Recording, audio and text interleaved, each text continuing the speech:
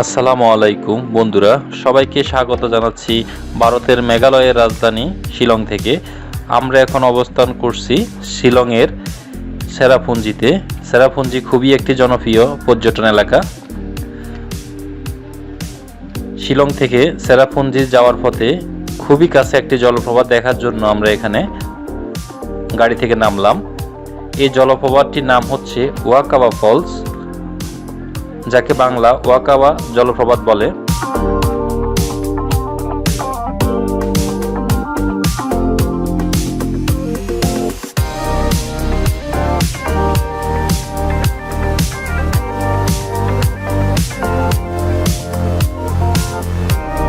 ওয়াকাবা জলপ্রপাত হলো উত্তর পূর্ব ভারতের মেঘালয়ের চেরাপুঞ্জির কাছে অবস্থিত একটি জলপ্রপাত।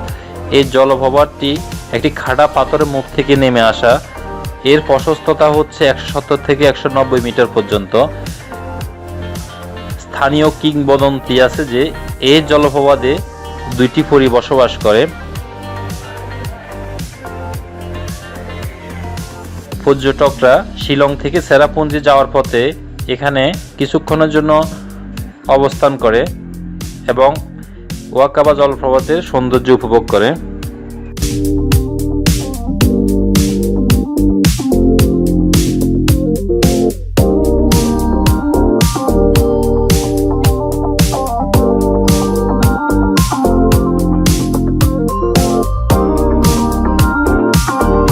যারা চেরাপুঞ্জি ঘুরতে আসবেন শিলং থেকে, পুরো দিনের জন্য একটি গাড়ি রিজার্ভ করে নেবেন।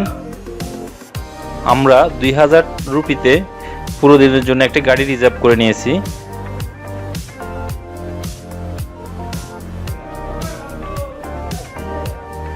চেরাপুঞ্জি ভ্রমণ করার জন্য উপযুক্ত সময় হচ্ছে বর্ষাকাল। যারা চেরাপুঞ্জি আসবেন অবশ্যই বর্ষাকালে আসবেন, কারণ হচ্ছে বর্ষাকালে পাহাড়গুলা খুবই সবুজ, সতেজ এবং মনোমুগ্ধকর রূপে আবির্ভূত হয়, যা আপনার মনকে প্রতি মুহূর্তে আন্দোলিত করবে। সবুজ পাহাড়ের গায়ে অসংখ্য ঝর্ণা তার রূপালী অধরা রূপ দিয়ে আমাদেরকে বিমুগ্ধ করেছে। আশা করি আপনাদেরও ভালো লাগবে এই ভালো লাগা।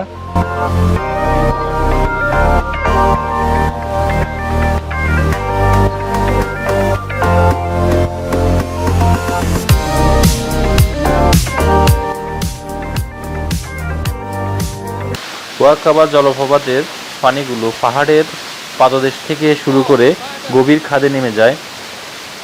এটি একটি সুউচ্চ জলপ্রপাত, যার গর্জন দূর থেকে শোনা যায়।